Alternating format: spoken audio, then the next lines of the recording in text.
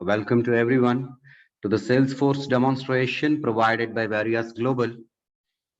So this training program goes for 10 weeks, guys, including the Salesforce.com administration development, including the Lightning and classic development concepts. And also as a part of this training program, as a part of this training program, we'll be learning JavaScript certification course also. It's a part of Salesforce.com. In LWC, we'll use JavaScript. So it's also included in this 10 weeks of training. And also through this Various Global, we'll be assuring 100% of our support for your interviews, and also will provide project support for the first 6 months, guys. So this is what we are providing during the training, and after the training for 6 months you'll be getting this project support and all. And yeah, of course, during the training, like what we are going and how this training program will those we'll discuss once we're done with the basic introduction of the Salesforce.com and cloud computing. We'll discuss everything.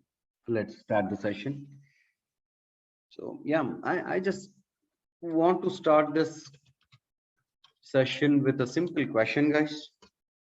Can anyone tell me what is cloud computing? Because this is what we are all going to learn. Salesforce.com is a cloud computing technology. So first of all, we should learn like what is cloud computing technology and what we used to have before cloud computing technology. Fine. And we have like multiple cloud technologies like AWS and all. And why we are choosing only Salesforce.com? Fine, we'll see all these things in today's session. Cloud computing is like where will not be using the physical software. Instead, we'll be using within the cloud, like not on premise. Exactly. We'll be using what we need and how much time we need. So we don't need to install any software on our system. Instead, we'll be using AWS or something like that. So that's it. Yeah, well, perfect. Anyone else? Chalo, guys, try to understand. As someone said now, cloud computing is a technology like where every service will be provided over cloud, over internet. Fine, you need not to install anything. You need not to maintain anything. In simple 3 terms, I can define cloud computing. There is no need of installation, no upgradation from your side, and no maintenance. This is what I can say about cloud computing. Of course, we have a lot of things to discuss, but when it comes to the definition, these 3 terms: no installation, no upgradation, no maintenance, and this is what we get in cloud computing. So what we used to have before cloud computing and what we used to call it on-premise technology. On-premise technology, which is not cloud, where we have to install everything, where we have to configure everything, fine, where we have to maintain everything with our manual forces, with our manual staff and all, fine, and physical installations and all, fine. These type of technologies are called as on-premise technologies. All right, for example, like if you take Java or like Python, you take if you want to build applications in these technologies like yeah, these technologies comes under the on-premise technology. So what makes the major difference between the on-premise technology and the cloud technology is these three things again: no installation, no upgradation, and no maintenance. And I can say this is the very first most advantage of cloud computing technology. And I can say like this is one reason why the people are heading towards the Salesforce.com or heading towards the cloud computing technology. Of course, we don't discuss about the Salesforce.com yet. First, let us discuss about the cloud computing completely. Okay, so yeah, so no installation, no maintenance, and no upgradation. Can anyone tell me any cloud application which you used or which you are using now?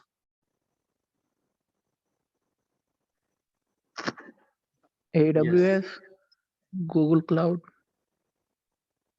Okay, they're all like, I can say it's a technologies. They're cloud technologies. What I'm asking is any cloud application what you are using now in a daily basis. S4HANA. Sorry. S4HANA. Okay. SAP S4HANA. Google Pictures. Yeah, exactly. I was expecting Gmail. Gmail. See, for example, everyone, definitely, we have almost like 28 people in this group now, in this meeting now. Did you ever install anything to use Gmail? No, you did not install anything, right? Of course, the browser is the base thing where we have to access every cloud service. Fine, not only Gmail, any cloud services, any cloud service provided, it should be accessed in browser only. So it's not, it's not any special software that we are using to, we are installing to use Gmail, right? So Gmail, we don't need any installation. For example, if I take my Gmail account, right, this is my Gmail account, fine. This is the look and feel of my Gmail account today in 2021 September.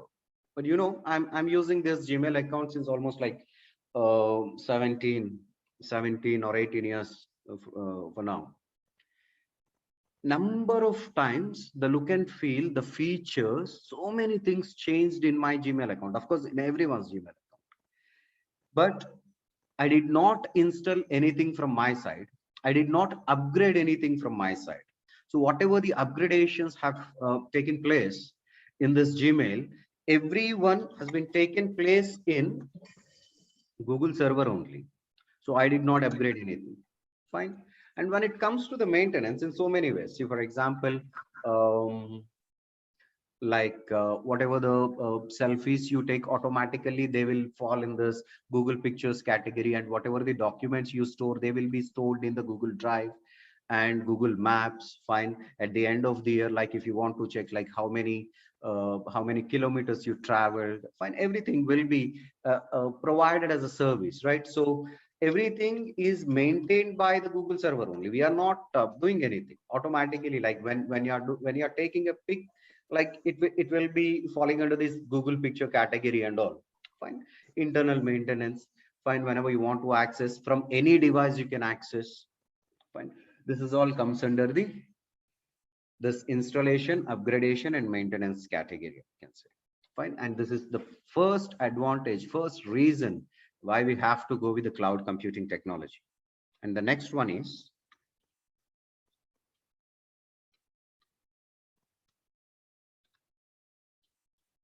mode of payment. Plug and pay. What is plug and pay? For example, how we used to have in this feature in on-premise technology. Let us take some Java technology. And yeah, this is my advantage too of cloud computing technology. If I'm taking this Java technology, I want to build my application in Java. There are 100 features provided in Java. Of course, like whatever the features provided in Java, I'm considering it as like 100% of features I have in Java. But to build my application, mine is like very small business. Limited features are enough. Out of this 100 features, I'm using only 40 features out of this 100. Fine. Now try to understand one thing. It doesn't matter like you are using a 40 features or 50 features or 60 features, 100 features. You have to pay for all the 100 features. You cannot go to Oracle people. You can't say, so we are using only 40 features, so we'll pay for only 40 features. No, there are no such type of discounts or something. Whatever you are using, they don't really care. You have to pay for all the 100 features. And first of all, you have to install all the 100 features, because you can't install only a part of the Java. When it is Java, it's complete Java, JDK, JRE, whatever we have, additional configuration files and everything. We have to install everything. So there are two drawbacks here. First drawback, you are paying for something which is not using.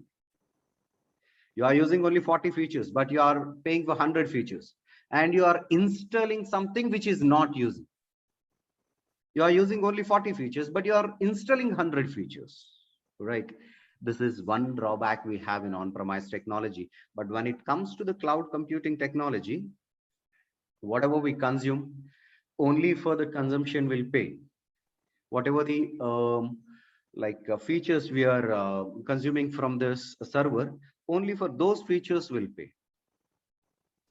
And when it comes to the installation, there is no point of installation. This is the very first point we discussed, right? There is no installation. Fine. So this is one feature we have. Next one.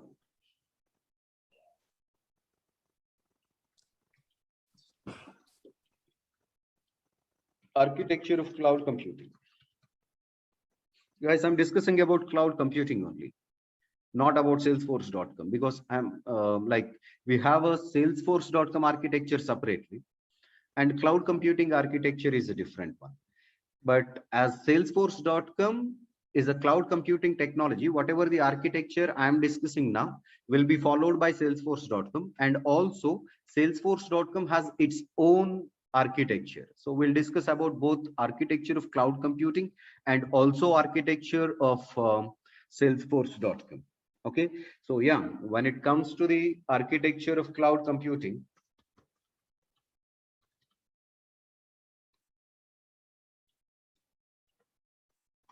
it is a multi-tenant architecture. And what is multi-tenant architecture? Let me give you the definition. Single resource shared across multiple organizations or applications. A single resource shared across multiple organizations and applications. Of course, we have such type of application in salesforce.com also. We'll call it as a CRM. I'll tell you like what is CRM and all. So yeah, let me tell you some example. For example, I have an application called Reminder. Reminder is an application, and I'm a development company. For example, I have a development company, like some, if I Pneumatic Solutions or something, right? Now I'm working for multiple clients, right? For example, I have a client from a banking sector like HDFC or something. Fine, I have a client from automobile, Honda, and I have a client from food and beverages like a CCD, Coffee Day. Fine, and I have Reebok is my client. Fine. One common thing in all these applications, I'm building an application for HDFC, I'm building an application for Honda, CCD, and Reebok, and all these guys. Their businesses are different, their functionalities, everything is different. There is one common thing. They have a reminder application in common. Fine. So how it used to be like in on-premise technology, like we used to have like a separate application built for every project. Fine. This was the scenario in on-premise technology.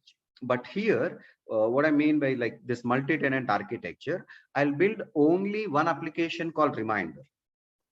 Fine. As I am the development company for all these projects, I'll build only one application called Reminder, and I'll configure it. Fine. For example, HDFC, they want to trigger this reminder, whatever, like a call or a message with respect to a customer every month. Fine. From their banks, like this is your premium you have to pay by end of this day or something. Fine. And when it comes to the Honda, maybe like once in 3 months with respect to your customer. So your vehicle is due for service. Fine, please come and visit your nearby whatever showroom or something, service center. And when it comes to the CCD, maybe every week, weekend, fine.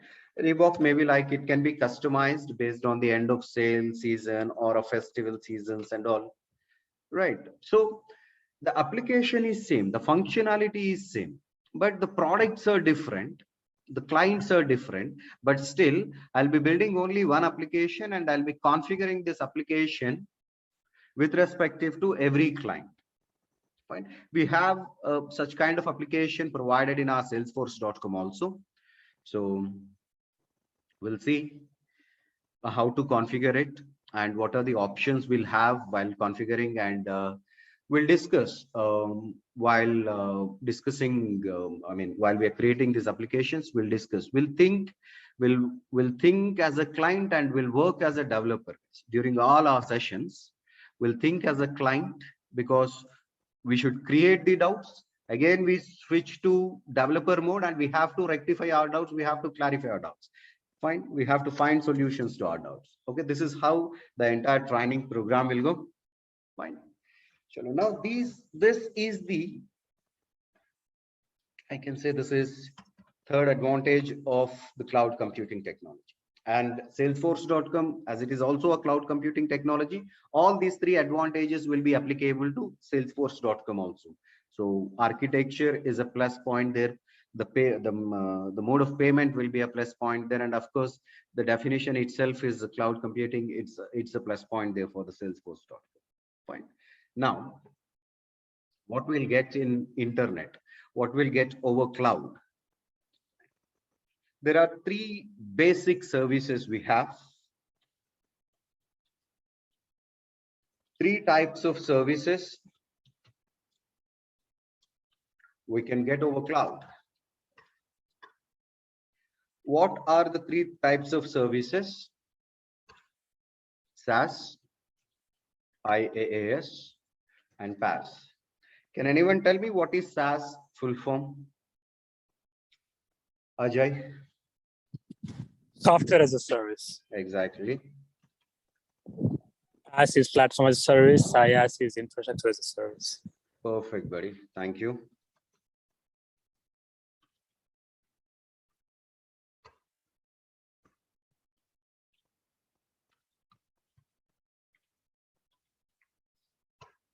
These are the three types of services. Okay.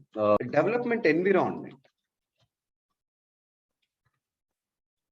And when it comes to this software as a service, ready to use application.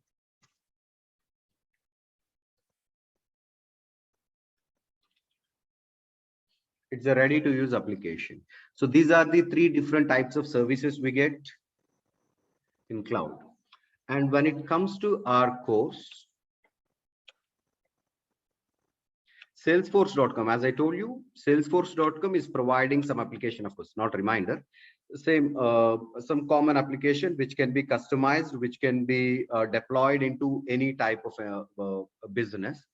So Salesforce is providing some ready to use application, and that application is CRM. Okay, we'll discuss about the CRM. When it comes to our course, guys,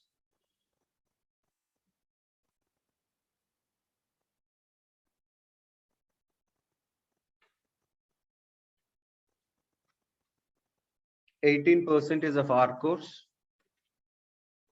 will be about SaaS. Only 2% of our course will be on infrastructure as a service.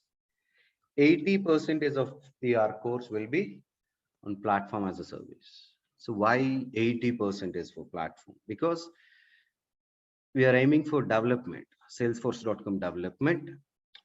Even as an administrator, you should know like what are the things that's happening in the development and all. So we'll completely work in this development environment. So this 18% will be covering whatever the CRM provided by the salesforce.com, how to configure it, and understanding that CRM, understanding the components provided in salesforce.com CRM, because we have like multiple CRMs like MSD and Sugar CRM, Sibyl CRM. Fine. But what is salesforce.com CRM and how it is different from all the other types of CRMs? is what we discuss here. Fine. Sure. Now, how these three services are provided in Salesforce.com. Let's enter into the topic Salesforce.com now.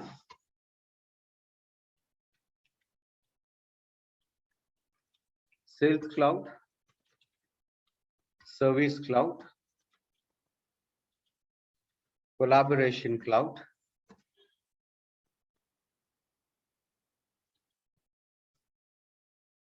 Data.com,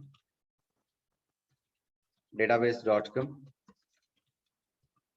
Force.com. These are the 6 basic clouds. I'm saying basic clouds. We got like so many other clouds provided, like a commerce cloud and a community cloud and a marketing cloud. Fine. And AI, Einstein AI. Fine. We got like different clouds, but these are the 6 base clouds. Like whatever you build, first you have to start building from these clouds only. And whatever we got like extra clouds, like they are like extra requirements. Maybe like if you want to become more then a sales or service, you want to go towards the marketing, we have a separate cloud called marketing cloud and all. We'll discuss everything. But I'm just mentioning only the base clouds on which the Salesforce.com was built. Fine. So why did you separate this? I mean, why did I separate this? 3 clouds, 2 clouds, and 1 cloud? Yes. These 3 clouds forming SaaS. I mean, like I told you, these are the 3 types of services provided over cloud, and Salesforce.com is providing all these 3 clouds: Sales Cloud, Service Cloud, Collaboration Cloud, providing CRM, SaaS, infrastructure as a service, and Force.com is platform as a service. And this is where we build everything, we configure everything. Fine. And we develop everything. All our code will be written, all our code will be integrated here. Fine. We'll see everything in detail. Yeah. What is the definition of SaaS? I said like it is a ready to use application, right? And I'm saying Sales Cloud, Service Cloud, Collaboration Cloud is forming a SaaS in Salesforce.com. That means they are providing a ready to use application in Salesforce.com. What is that ready to use application? It's a CRM. Can anyone tell me what is CRM? And please don't say it's a customer relationship management, please. Apart from that, yeah, it's a customer relationship management.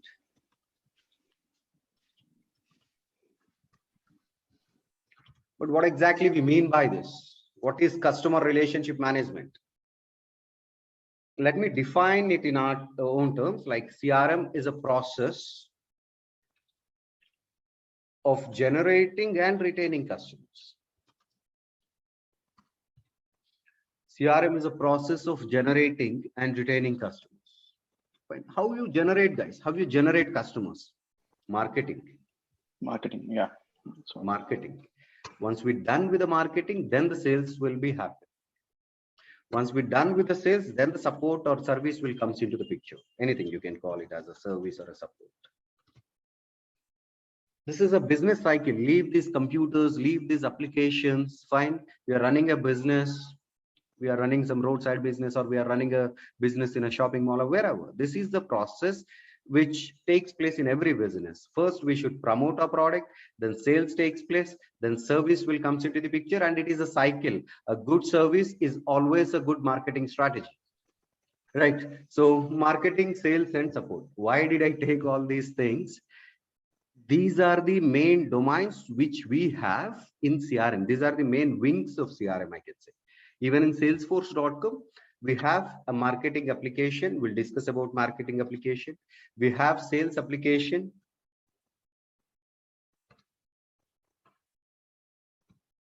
Sorry. We have sales application and we have support application.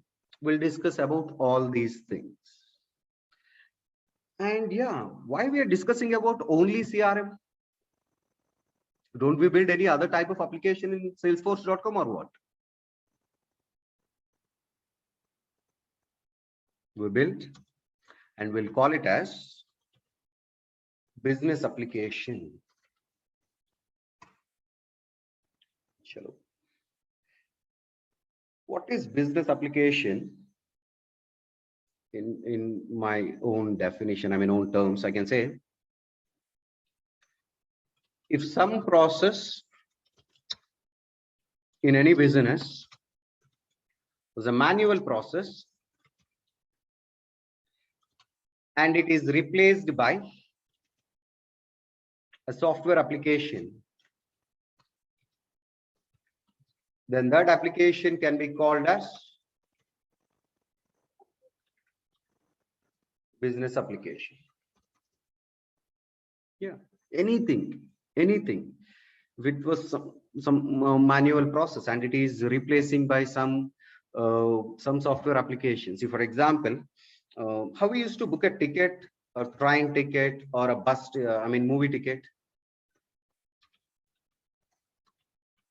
Almost like 10 years ago or 15 years ago. How we used to book a movie ticket 15 years ago? Stand in line. Stand in line. Yeah.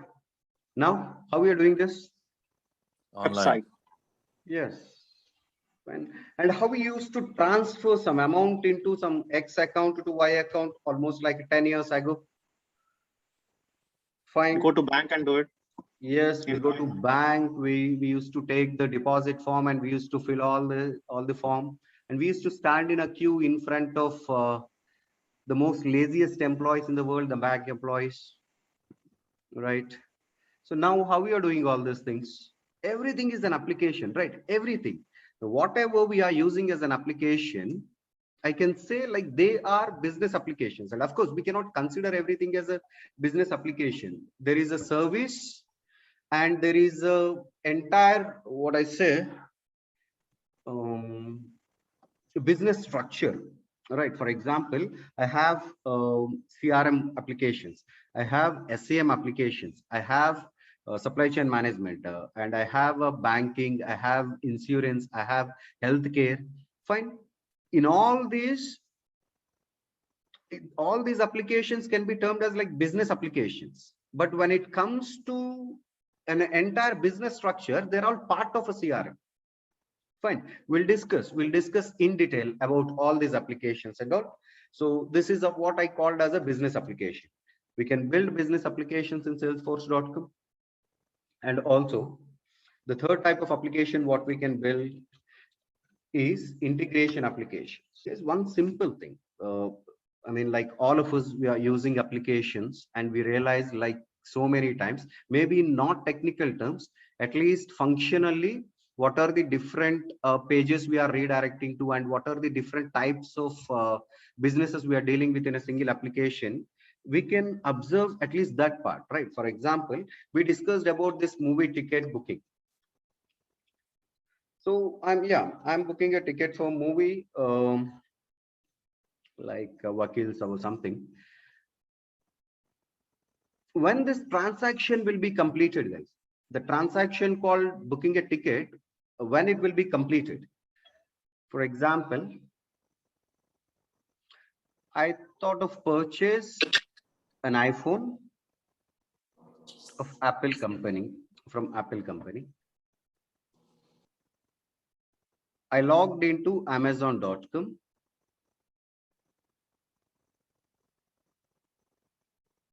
I ordered this a phone.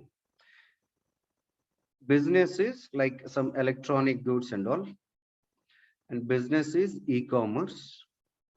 Fine. So order placed, and they promised me maybe on 1st October I'll get the product, they said, in order receipt or something, whatever you say. So they said like the order will be delivered by 1st October, but it's already 2nd October. I did not get my product. So to whom should I raise a case? To the Apple people or to the Amazon people? Amazon people. But maybe there will be a third party customer care people, something like a Deloitte or something. These are into completely customer care service. Who will deliver the product? Maybe DTDC or First Flight, whoever. These are into some courier service. right? And yeah, so what I'm trying to say, there is a single transaction, only one transaction called order from a customer to some e-commerce website. And these are all the people who are involving in this order. Everyone will be tracking this order because like initially maybe before it transferred to the Deloitte people, maybe the first until a few days, the Amazon people are handling this case or whatever. I mean, the data, whatever. Or maybe if they are transferring it to the Deloitte directly, fine, the customer will be contacting the Deloitte. Fine, maybe the Deloitte, if it is dispatched, the product is dispatched, fine, these guys will be tracked, right? What I'm trying to say, all these people are belonging to different businesses, but they put together in a single platform just because of this transaction called order, and it is required in today's business, right? Even if you see this which one, the ticket booking and all, it's a very simple application, but still we have to work with minimum 2 different types of businesses. One is this theater wala, fine, and the other one is like bank guys, fine. So this is how it works, and this is how we have to integrate different applications into a single platform.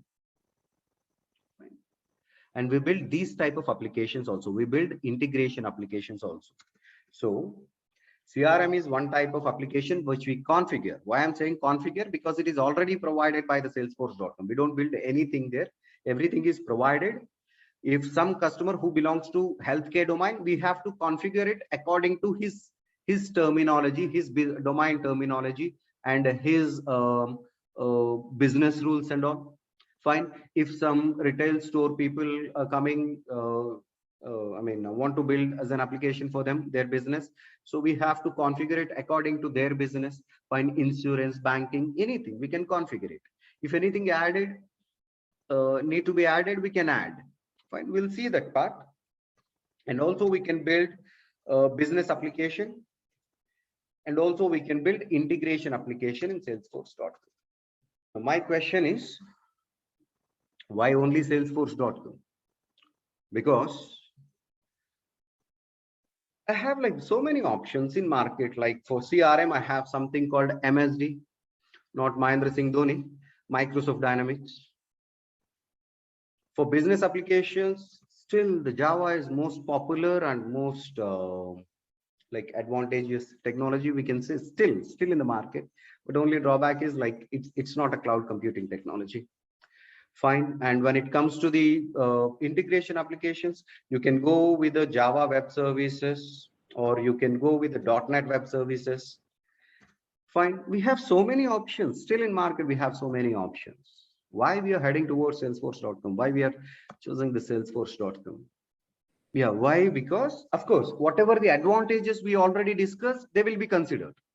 No installation, no upgradation, no maintenance, plug and pay mode, architecture, everything will be considered. And one more thing, if this is the scenario, I'm building some application and I need to build a CRM business application and integrate, I need some integration also with the different applications. You know what happens? I need to go for some experts who can work in MSD, and who need to work in Java and also .NET web services and all. Fine. You just imagine, do you think like, but when it comes to the Salesforce.com, CRM, Force.com, where to build the business application, Force.com, integration application, Force.com. There are no multiple platforms. Only one platform, Force.com. CRM is provided there. Fine. By default, CRM is provided there.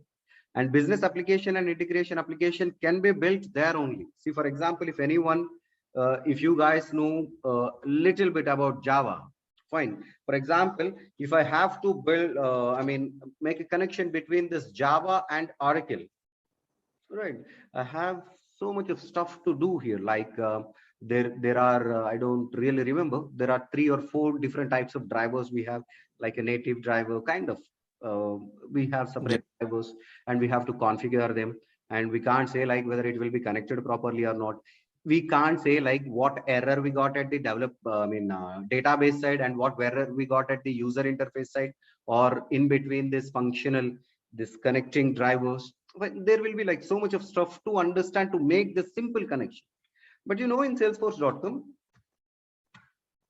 the user interface, the database, and the business logic, they're by default connected. They are by default connected. You need not to write any code to connect them. Of course, there are some attributes you have to use, but not really what I say, not really the code how we do in some Java or Oracle. Fine. By default, this is connected. And of course, we use the MVC architecture here. This is view, and this is M, and this is C. We'll discuss like what exactly we mean by MVC architecture. Maybe in our next demo, we'll see. Fine. And yeah, this is what we do, guys. And when it comes to the data.com and database.com, this is where the infrastructure as a service is provided. And I gave only 2% of time, or percentage of sessions, right? Why only 2%? Is because we really don't care. I mean, how the data is getting stored internally, where the data is getting stored, you really least bother. Only thing what you have to understand is whether you're trying to pull the data into the database, it is stored in the database or not. Whether you're trying to retrieve the data, you are able to retrieve in all different ways. Like we'll be writing different type of queries to retrieve the data. There will be conditional queries and unconditional queries. Fine. Whether you will be able to access all the data properly or not, that's it. That's it. Nothing much. What is the architecture? What is the algorithm we use to store the data? Hashing or indexing, sequences. We really least bother about all these things. That is the only reason I gave 2% of our total time to be spent on this infrastructure as a service.